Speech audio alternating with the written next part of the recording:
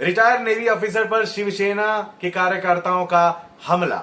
आखिरकार इस मामले पर शिवसेना के नेता संजय राउत का बयान आ ही गया है। क्या कुछ कह रहे हैं आपको बताते हैं इस वीडियो में। संजय राउत कहते हैं, देखिए ऐसा कभी कभी हो जाता है पर होना नहीं चाहिए। हमारी सरकार बनने के बाद हमने अपने लोगों को कह दिया कि आप लोगों को संयम से काम लेना चाहिए।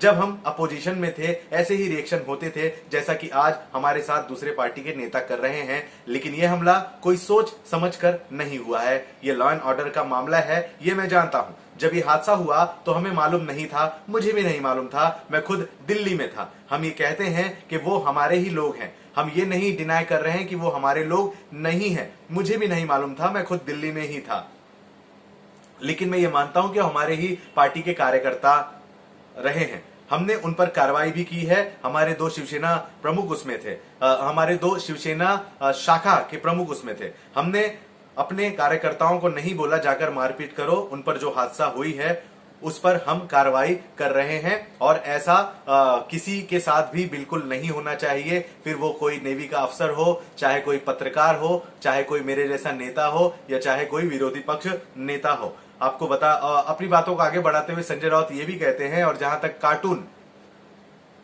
वायरल करने व्हाट्सएप पे भेजने की बात है तो संजय राउत ने यह भी कहा है कि मोदी जी के कार्टून बनाए गए थे जिस पर कई लोगों की नौकरियां चली गई थी।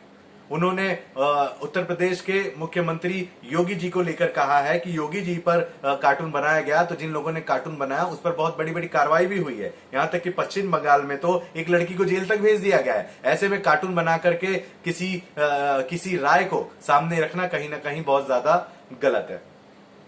और संजय राउत ने अपने इन बयानों के बाद कुछ न कहते हुए आगे चल दिए हैं, लेकिन आखिरकार उन्होंने क्या कहा है उससे हम जो निकाल पा रहे हैं, रिजल्ट जो आ रहा है वो ये कि अगर कोई शिवसेना के खिलाफ इस तरह की बातें करता है तो शिवसेना अपनी स्टाइल में ही जवाब देगी। साफ तौर से संजय राउत का यही कहना था। किसी चीज का उन्हें न डर है न वो कुछ।